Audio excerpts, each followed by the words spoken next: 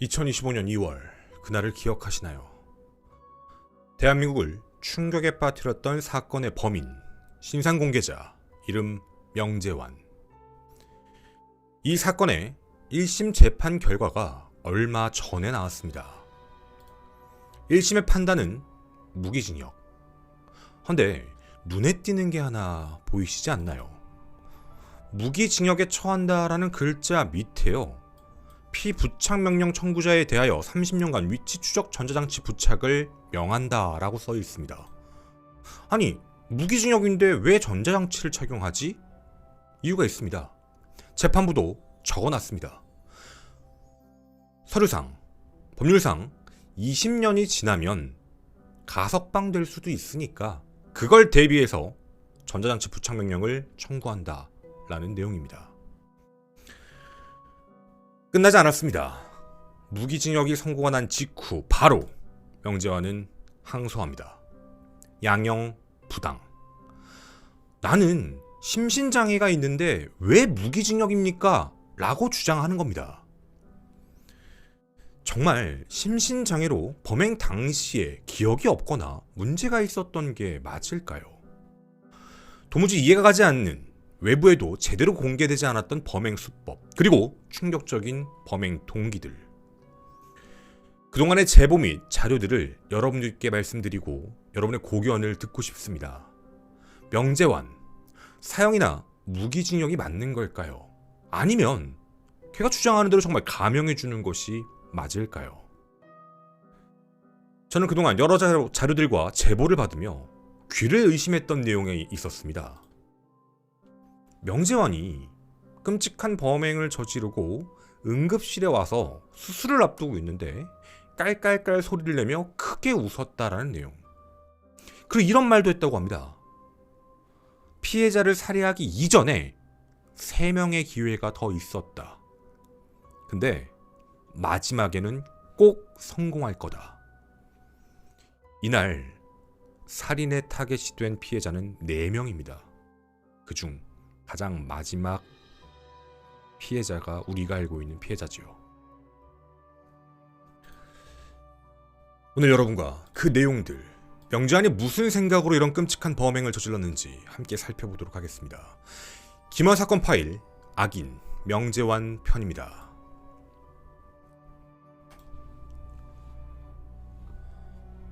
네, 안녕하세요. 김원입니다. 우선 하늘의 별이 된 고인의 명복을 빕니다. 우리 사회는 정말 큰 충격에 빠졌습니다. 안전하다라고 믿은 그 학교 안에서 교사가 끔찍한 일을 했다라는 그 사실 자체로만으로 말이죠. 헌데 사건 이후 그 수사 과정에서 나온 내용들은 더더욱 충격적이었습니다. 전 혼자 이런 생각을 했거든요. 사실상 사형 폐지국이라서 사형을 줄 수 없어. 우리나라가 지금 그러니까요. 그럼 무기징역을 준다라고 얘기하는 그 재판부의 말, 이게 진짜 옳은 걸까라는 생각이었죠. 사형을 못 주니까 무기징역을 줄게. 그럼 한 가지는 좀 생각이 들었습니다. 가석방 없는 무기징역, 가석방이 없는 종신형. 근데 이 내용도요, 2023년 대법원의 판례를 가지고 얘기를 하더라고요. 가석방 없는 종신형도 인정할 수 없다. 현행 대한민국은 아무리 때려 죽일 범죄를 저지른다 하더라도, 누군가의 목숨을 빼앗는다 하더라도 사형을 줄 만한 것 같은데, 그럼에도 불구하고 사실상 사형 폐지국이라서 20년 정도만 살면 가석방 심사 대상에 오르는 무기징역을 선고한다라는 게 현재 방침인 겁니다. 사실 좀 납득이 안 되죠. 무기징역, 가석방을 받을 수 있는 사람, 정말 그런 범행을 저지른 건지, 우리가 생각한 것과 얼마나 차이가 있는지, 오늘 우리는 명재환의 범행을 하나씩 자세히 파헤쳐 보도록 하겠습니다. 우선 첫 번째 섹션은 명재환의 범행입니다. 다른 것보다 날짜와 시간 순서로 정확하게 증거가 있는 내용들로 여러분에게 전달해 드리도록 하겠습니다. 자, 우선 살인사건이 있기 전날, 그때 형사사건이 하나 발생하게 됩니다. 2025년 2월 5일 출근 시간인 오전 8시 50분쯤이었죠. 출근을 했던 명재환은요, 이 학교 4층에 있는 2학년 연구실에서요, 갑자기 이상한 짓을 합니다. 컴퓨터 있죠? 컴퓨터 본체를 발로 그냥 차버립니다. 말 그대로 재물손괴죠. 해서 수리비 8만 원이 나왔던 그 일이 있었습니다. 물론 학교 내부적으로 그냥 징계 처리하고 끝낼 수 있었던 문제였죠. 왜 그랬을까요? 이거에 대해 명재환은 이렇게 진술을 했습니다. 아, 복직을 너무 빨리 했어. 화가 난다. 이유입니다. 자, 이렇게만 들으면 아니 복직을 빨리 한 게 화가 난다고 왜 그래? 라고 생각하실 수 있는데 이 내용에 이 전에 무슨 일이 있었는지 뒤에 가서도 꼭 말씀드릴 테니 뭐야? 왜 이게 화가 나? 라는 생각, 궁금증도 함께 가주셨으면 좋겠습니다. 자, 이렇게 전조 증상이 있었습니다.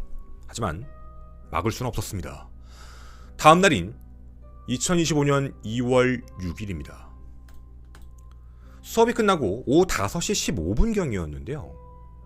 말씀드렸던 그 컴퓨터를 부셨던 그 장소에서 혼자 불을 끄고 창가 앞에서 혼자서 왔다 갔다 거리고 있었습니다. 명재환이요.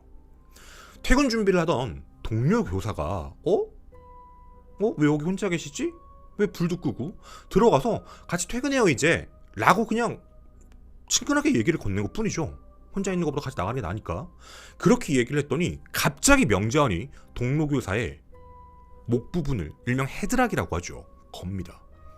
놔주지 않습니다. 그리고 이렇게 말합니다. 나랑 1시간만 얘기해. 1시간만. 목을 안 놔줬던 겁니다. 당연히 피해자인 선생님은 당황할 수밖에 없죠. 해서 어떻게든 막으면서 얘기 들어줄게요. 1시간 동안 얘기해요. 일단 이거 놓고 좀 얘기해요. 라고 얘기를 했던 겁니다. 너무 아프다. 일단 같이 숨 좀 쉬자. 침착해라. 명재환은 그 얘기를 듣고 헤드락을 푸는데요. 대화를 하는 게 아닙니다. 대화를 하자면서요.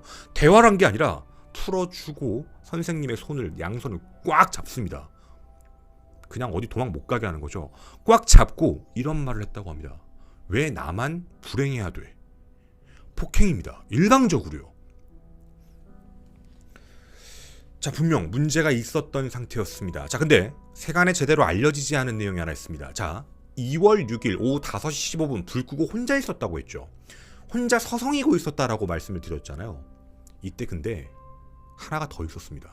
정확히 말하면 이 사건이 발생하기 20분 전부터 이 교무실에 혼자 앉아가지고 명재환이 하고 있던 게 있었어요.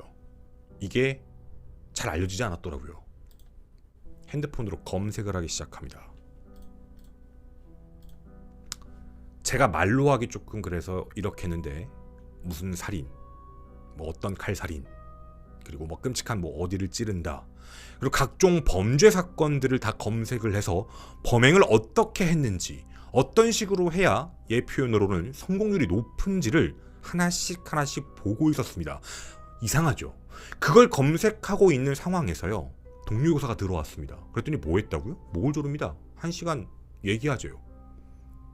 그리고 얘기하자고 했더니 손을 붙잡아 놓고요, 왜 나만 불행해야 돼? 라고 말을 했다는 겁니다. 그리고 그 일이 끝나고 나서도요, 계속 검색을 합니다. 범행 계획입니다. 자, 그렇게 명재환은 범행을 차근차근 준비해갑니다. 무려 4일간 말이죠.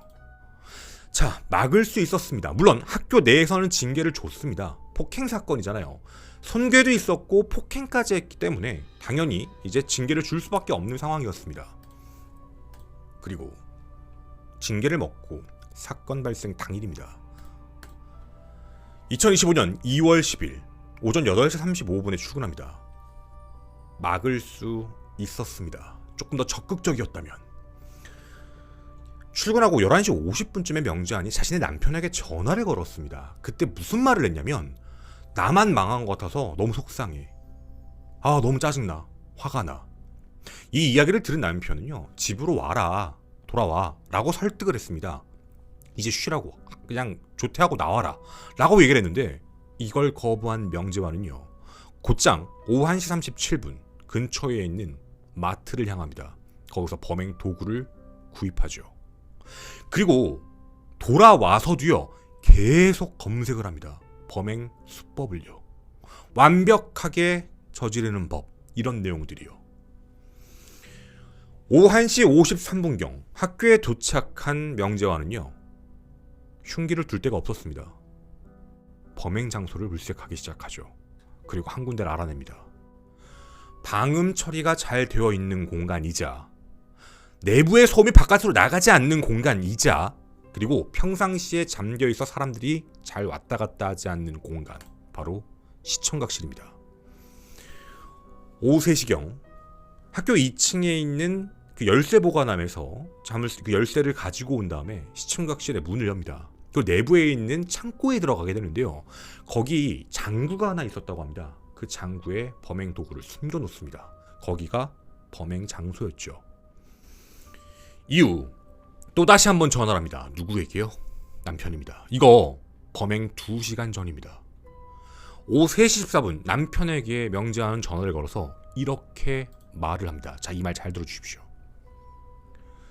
지금 한 놈만 걸려라. 나만 불행할 수 없어. 한 명만 더 불행하게 할 거야. 3번의 기회가 있었는데 다 실패했어. 마지막 기회가 오면 성공할 거야. 이런 말을 한 겁니다. 남편은 미리 그 범행에 대한 이야기를 들은 상태였습니다. 막지 않았죠. 막은 사람이 없습니다. 끔찍한 일이 발생되고 있는 상황이었습니다. 자, 근데 이 말이 정말 소름 끼치는 게 있었죠. 3시 14분에 남편에게 전화를 했다. 시청각실에 들어갔던 시점이 오후 1시 53분이죠.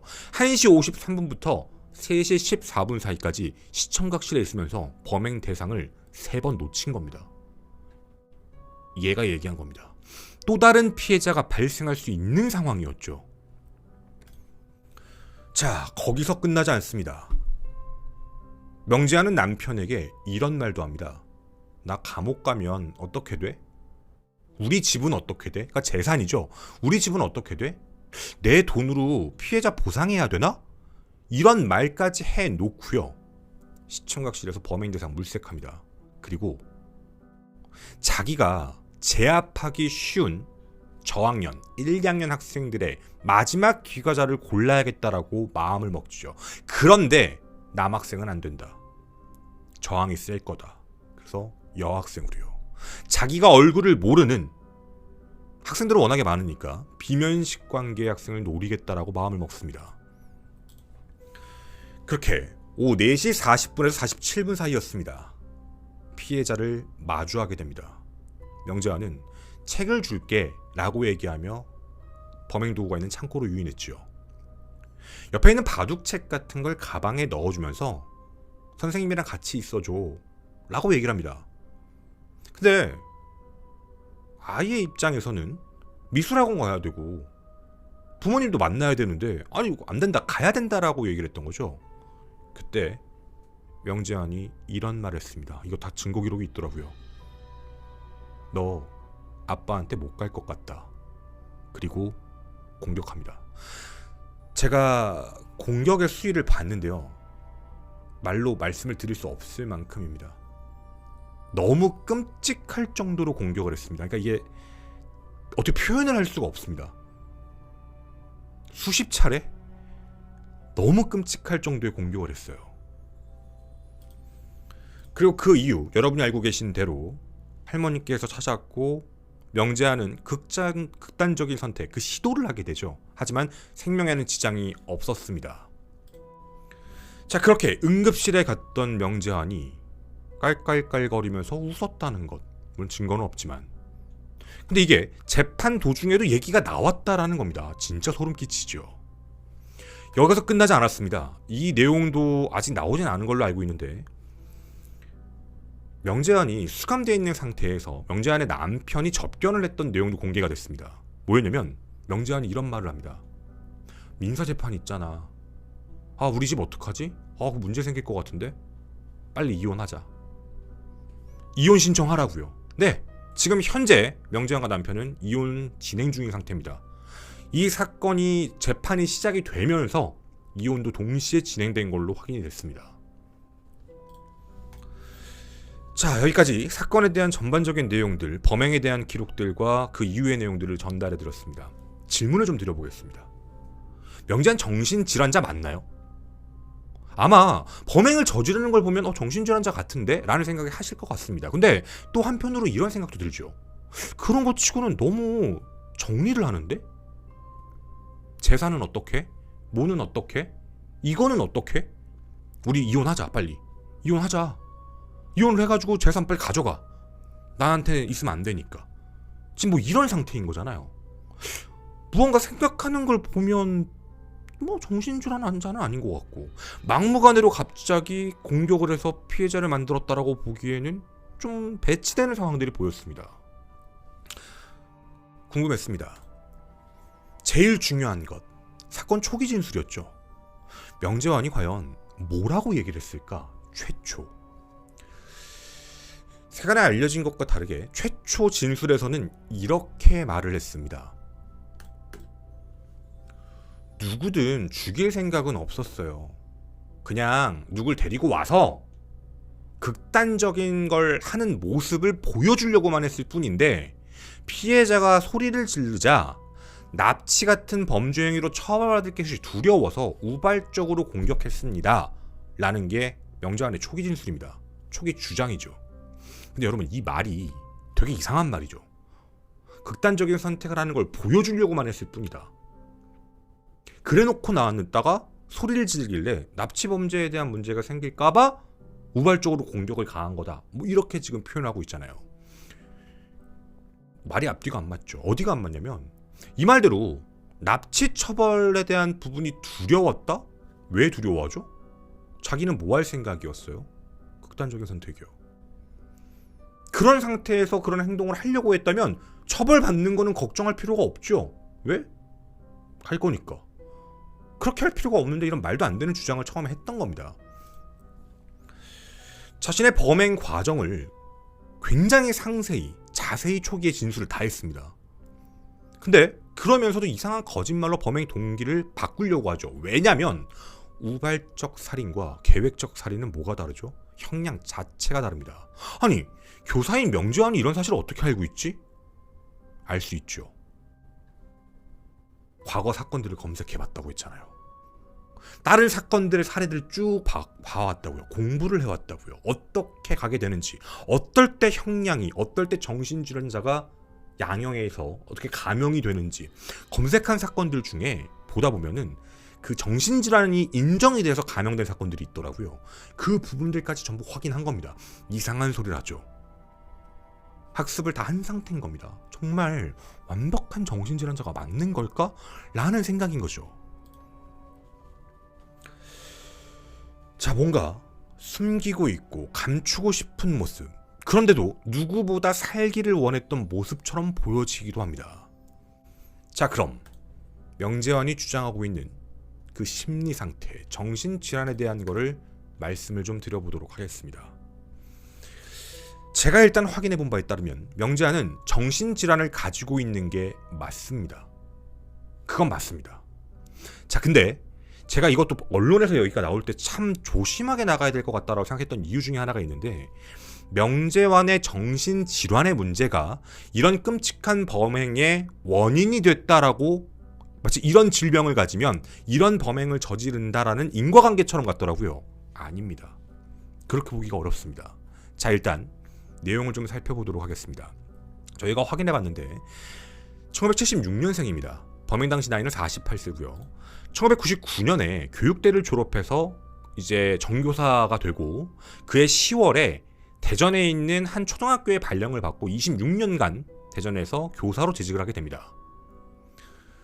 사건이 발생했던 학교에는 2021년 3월에 이제 발령을 받아서 근무하고 있었던 상태였죠. 근데 사실 명재환의 기록들을 살펴보게 되면 그 이전에는, 특정 시점 이전에는 다 정상적으로 있었습니다. 표창도 받고 학교에서도 문제가 없고 정상적으로 쭉 있었던 일이었는데요. 명재환이 이상해지기 시작했던 시점이 하나 있었습니다. 그게 2017년입니다. 2017년에 명재환은 큰 충격에 휩싸이게 되는데, 그게 꽤 지속된 남편의 외도 사실이었습니다. 그때부터 배신감도 느끼고 가족 간의 관계도 악화되기 시작하고, 결국 2018년에도 보면 뭐 우울, 불면증, 뭐 무기력, 만성 피로, 좀 많이 왔다 갔다 하는 기분 변화 같은 거 있죠. 급격한 기분 변화 같은 일상생활에 문제가 있다 보니까 결국엔 남편과도 사이가 더 안 좋아지고 자녀들과의 사이도 안 좋아지고 학교에서도 문제가 많이 발생했다고 합니다. 아마 시점 자체가 2017년 기점으로 보여지는 게 맞는 것 같아요. 자, 그런데 중요한 게 있습니다.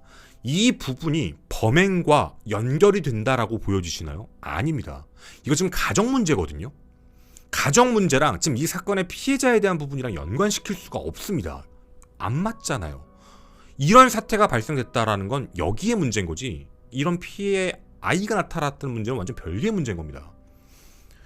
자, 그렇게 여러 차례 병가로 휴직도 쓰고 그랬던 것으로 확인이 되는데 2024년 12월 9일에 질병휴직을 내게 됩니다. 우울증 치료였죠. 근데 그때 남편이 이런 말을 합니다. 3월까지 너 상태가 좋아지지 않으면 이혼하자라는 통보를 받았죠. 이혼 소송이 들어간 게 아닙니다. 통보를 받고 이때 명재환이 진술로는 급격한 불안감, 분노, 그리고 가정으로부터의 소외감을 느끼다가 자기가 멀쩡하다, 빨리 복직해야겠다, 나아져야 된다라고 얘기했으니까 해서 12월 30일 날 조기 복직을 하게 됩니다. 의사가 만료했음에도 불구하고요, 정상적 근무가 가능하다라는 소견서를 써달라고 얘기하고 학교에 그대로 복귀해 2월 3일 날 학교에 출근합니다. 그리고 2월 7일, 그리고 일주일이 지난 2월 10일 범행을 저질렀죠. 이 안에서도 자신의 생활에 대한 여러 가지 부분들이 있었다고 합니다. 재물 손괴, 그리고 동료교사 폭행, 기존 근무 장소였던 4층에서 2층으로 이동되자 그거에 대한 또 불만이 생겼다고 합니다. 학교에서도 버림받고 남편으로부터도 버림받고 또다시 병가해라, 교사로서도 엄마로서도 여자로서도 끝났다라고 생각해 분노심을 느껴서 살인을 결심했다. 이게 명씨의 주장입니다. 자, 저는 정말 황당했습니다. 정말 황당했습니다. 우울증이 있다고 모르는 사람 살해하지 않거든요. 이거 지금 다른 문제입니다. 근데 지금 명재환이 주장하는 내용들은 뭐죠? 나 힘든 거요. 그걸 부정하는 게 아닙니다. 재판부도 이 부분 인정합니다. 정신에 대한 부분이 불안정하다, 정신질환을 가지고 있는 건 맞답니다. 그 사람의 삶에서 힘들었던 부분들이 있는 것, 불안감이 있던 것, 그건 맞죠. 그럼 그 분노의 화살이든 어떤 화살이든 사실상 자신한테 있었던 그쪽 관계에서 가야 되는 게 맞는 건데 완전히 다른 쪽으로 분노를 표출합니다. 누구요? 학교요. 학생이요. 이런 걸 얘기하면서 자신의 가명을 요구합니다. 억울하다는 거죠. 나는 정신질환자인데 왜 형량이 무기징역이냐, 이 이유로 항소를 한 겁니다. 자, 정말 여러분이 느낄 때 심신장애가 맞는 걸까요? 이 대한민국 법에 심신장애로 인한 감경에 대한 부분은요, 범행 당시입니다. 범행 당시에 사물을 분별할 능력이 좀 떨어졌냐 안 떨어졌냐를 보는 부분이거든요. 우리 사실 지금까지 얘기를 들어봤을 때도요, 심신장애라고 보기가 좀 어려운데 라는 생각이 들지 않으시나요? 개인적인 우울증이나 질병을 가지고 있는 건 맞지만 그건 살인하고 연결되지가 않습니다. 별개라고요. 이걸 자꾸 명재환은 이어가려고 얘기하는 거죠. 도리어 범행 당시의 패턴을 다시 보겠습니다. 첫 번째입니다. 범행 당시에 피해자를 물색하고 있었죠. 이때 이거 방송에는 여기까지 나간 걸로 알고 있어요. 피해자 이전에 또 다른 아이 한 명이 있었습니다. 근데 그 아이는 그렇게 하지 않았습니다. 그냥 지나갔거든요. 이유가 있었어요. 그 아이를 공격하지 않았던 이유가 뭐냐면 자신이 담임이로 있었을 때, 그러니까 자기가 담임이었던, 과거에 담임이었던 학생이었어요. 해서 자기를 되게 좋아해 주던 아이였다고 합니다. 실제로 수사할 때도, 조사할 때도 왜 범행 대상으로 그 아이는 선택하지 않았느냐라는 질문에 대해서 명 씨는요, 안면이 있어서 많이 친해서 선뜻 데려가기가 어려웠다라고 진술을 합니다. 이거 뭐죠? 심리적으로요, 가까운 사람, 먼 사람을 인지하고 있었다는 겁니다. 자기와 가까웠던, 자기와 친했던, 잘 알고 있는 사람에게는 범행 대상에서 배제를 했다라는 건 구별을 한다는 얘기죠. 그냥 무차별적으로 정신이 나가서 그냥 그 당시에 심신상실이라면, 심신장애라면 그냥 확 날아가서 누군가를 공격했다라고 한다면 그럴 수 있지만 이건 범행 대상을 구별할 수 있었다라는 부분입니다. 두 번째입니다. 이 사진 기억하시죠? 범행 흉기도 미리 준비합니다. 미리 검색도 합니다. 그리고 방음 처리가 된 곳, 사람이 평상시에 많이 오지 않는 곳을 미리 선점합니다. 그리고 그곳에 미리 범행 도구를 숨겨놓습니다. 또한 남자 아이를 범행 대상으로 지목하지 않습니다. 상대적으로 약한 대상, 이런 부분들을 전부 다 검색해서 확인을 해놨습니다. 이게 뭐가 있는 거죠? 범죄 행위에 대해 통제 능력을 스스로 갖고 있었다는 뜻입니다. 정신질환자라면, 심신장애 상태라면 이런 생각 못하죠. 자기 스스로 이런 범행은 해도 돼, 여기까지는 돼, 이렇게 해도 돼, 범행을 행위에 대해 통제하는 걸 당시에 갖고 있었다라는 뜻입니다. 범행 당시 심신장애가 없었다라는 뜻이죠. 자, 그 다음입니다. 이것도 언론 보도에 나왔던 얘기였습니다. 세 번째. 피해자의 아버지가 앱을 설치해놨죠. 위치도 확인되고 수시로 이제 소리까지 들을 수 있는 것. 당시 범행하다가 핸드폰이 울리는 소리를 듣게 됩니다. 그때 명씨는 핸드폰을 깨려고 합니다. 그 이유가 뭐였냐면 진술을 이렇게 하죠. 그거 받으면 안 되니까요. 정확히 알고 있죠. 그게 울리면 다른 사람한테 소리 듣고 들킬 수 있으니까요. 라고 진술을 합니다. 이건 정확하게 사리 분별을 하고 있다는 뜻인 거죠. 이건 정확한 겁니다. 자, 지금까지 들었던 내용들, 여러분, 지금 명재환이 했던 행동을 보면 겉으로 봤을 땐 정말 정신질환자 맞는 것 같은데, 정신질환자가 살인을 했어, 이렇게 보여지시나요? 아닙니다.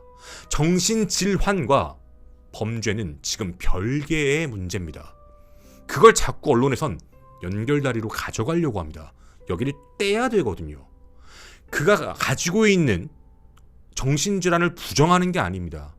자신에게 있었던 힘든 일들에 대한 그 심리적인 부분들이 있었다는 건 충분히 알 수 있습니다. 하지만 이걸 가지고 누군가를 공격하겠다? 모르는 사람을 찾아내서 준비해서 공격을 하겠다? 별개의 문제입니다. 그리고 그걸 다 기억하고 있었죠. 그리고 네 번째, 명재환이 했던 얘기다. 내가 범행 저지르면 어떻게 돼? 우리 집은? 우리 재산은? 접견 당시에 남편에게 이렇게 얘기했죠. 빨리 이혼하자. 그게 너에게 상처를 줘서 이런 게 아닙니다. 재산 문제 때문에요. 민사소송 대비하는 겁니다. 이게 어떻게 정신질환자인가요? 여러분에게 명재환, 악인 명재환의 범행, 심리에 대한 부분들을 정리해서 말씀드렸습니다. 저는 개인적으로 명재환이 법을 가지고 놀려고 한다라는 생각이 들었습니다. 초기 진술에서도 그랬고요. 지금도요. 마치 자신의 가족들을 지키기 위한, 왜 그런 느낌을 가졌냐면 교사로서도 여자로서도 엄마로서도 실패할 것 같다는 두려움이 있었다, 뭐 이런 얘기를 했다고 하잖아요. 자기는 이미 검거가 됐고 재판을 받고 나오긴 쉽지 않습니다. 이혼을 하세요. 재산 가져가라는 얘기죠. 피해자에게 주기 싫어서요. 누구를 챙기는 거죠? 지 가족이요. 지 자식이요. 지금 이런 생각하고 있는 겁니다. 전 이게 너무나도 소름 끼치거든요. 이게 진짜 맞는 건가? 피해 회복이요. 지금까지 하지도 않았습니다. 명재환은요.